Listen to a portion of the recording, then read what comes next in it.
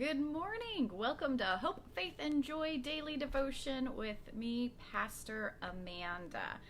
And we are looking at chapter 23 of Acts of the Apostles.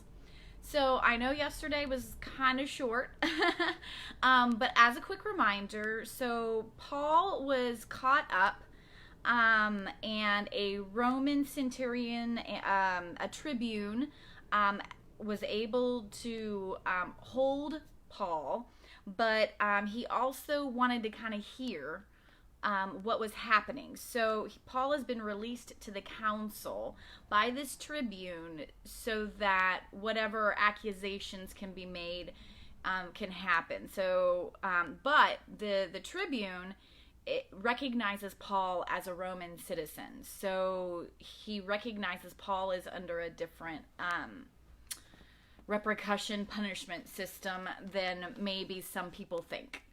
So anyways, what we have in 23 is that Paul is now looking intently at the council, and he begins saying that he has a clear conscience and for what he has done. And then out of nowhere, this high priest Ananias strikes, has a courtier or has whoever standing near Paul slap him across the face.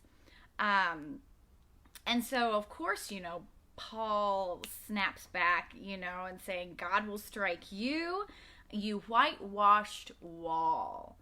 And so, that's Paul's way of being mean, saying that this Ananias might look good on the outside, but on the inside, he's just a wall that's a hard heart.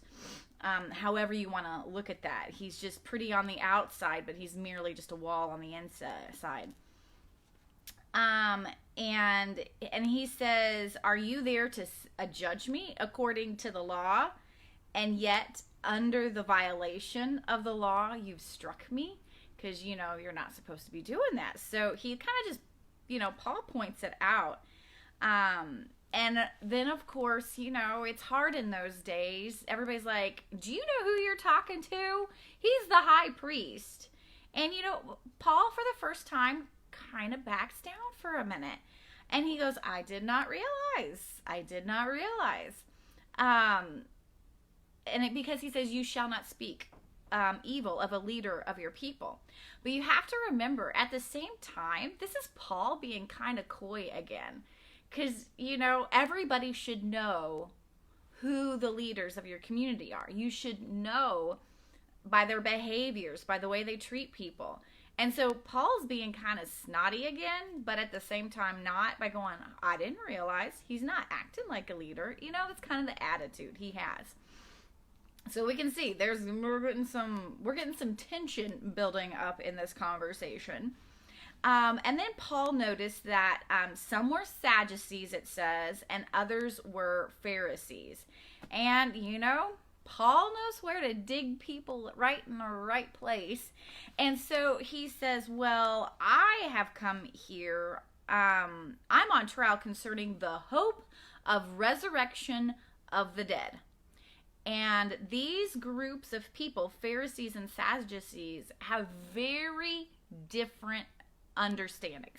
Sadducees don't believe in the resurrection, and the Pharisees do. And how they understand it gets complicated and everything.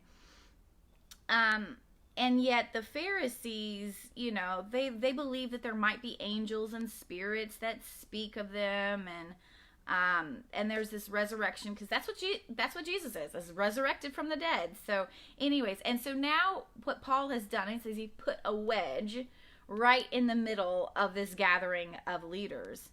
And so of course, Paul being a Pharisee himself is, there's a whole group here like, well, we can't see anything wrong with what he's saying. That's what we believe. And so what then becomes really then the Sadducees, so to speak, and we're just talking for this group. We're not saying everybody's this way. It's kind of just a group within there.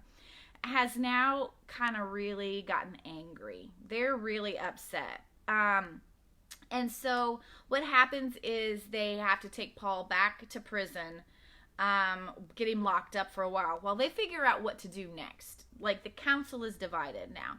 And what's interesting is that Paul is given another little guidance by the Lord.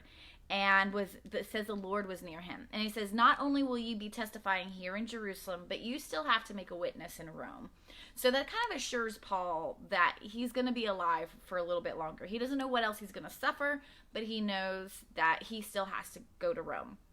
So we find out that in the morning there are a group of about 40 Jews who have decided that they're not going to eat or drink until they kill Paul. And so they've created this conspiracy that they'll kind of go and sneak up and say, hey, go get Paul. He needs to come back to the council. And as he's being brought to the council, they're going to ambush him and kill him as this is happening. And of course, as all plots go, there's ears here and there's ears there. So it says that Paul's sister's son, so it should be his nephew, you would think, he overhears the plot. So what he does is he goes to Paul and says, I've heard about the plot. This is what's going to happen to you. And so Paul then sends his nephew to the tribune who arrested him in chapter 22. And he says that, these Jewish people are just going to ambush him and kill him. Well, the tribune, if you remember, recognizes Paul's rights as a Roman citizen. And so what he decides to do is then take Paul to Rome, or at least get him out of the city in the middle of the night so that the ambush can't happen. And so that's what happens for the rest of the chapter, is how Paul is escorted out of the city by this tribune so that he the proper trial, so to speak. Because the tribune says, like in verse 29, I found that he was accused concerning questions of their law, but was charged with nothing deserving death or imprisonment. And he says, when I was informed that there would be a plot against the man, I sent him to you at once. So this is him sending him to Felix. And so now Paul is on his way to Rome so that he can have a proper trial. And so it's just kind of, and it's the sense of that there's a sense of justice in here. But I think for Paul, it's actually within all of this gives him opportunities to witness to his faith to people who are really at a different place. I mean, he's going to be in the prisons. He's with the soldiers. He's really witnessing to a group of people that are being ignored by even the possibility or potential that they could, receive the word. I mean, look, he's already made such a difference in this tribune's life. And then we'll notice that as he goes, like he'll have people on the ships that he's traveling on and the infantries and everything. And so Paul doesn't take any of it for granted. Paul doesn't take anything for granted in being able to offer a witness. And that's pretty amazing. And what I also, even though Paul really kind of gets on people's nerves at times, he speaks truth and he never backs down from the truth. And that's a lesson for all of us. I think sometimes we take for too long. We'll just kind of keep ourselves quiet. We won't say anything back. We believe differently, but we just won't say anything. Paul always points out, this isn't right. And I think that's something interesting, to where are we bold enough to speak to our faith in all situations? And how can we begin to have that same boldness that Paul has? Something to think about for the weekend. So, thanks for watching. Next week, we are on the last 5 chapters of Acts. And so we will finish the journey with Paul there.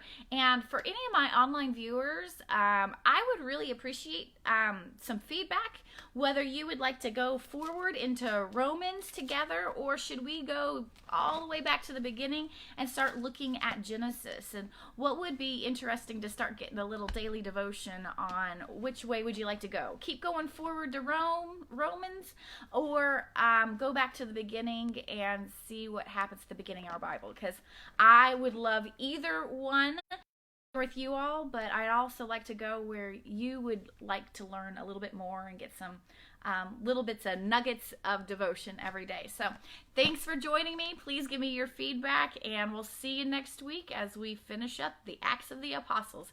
Have a wonderful weekend. Bye.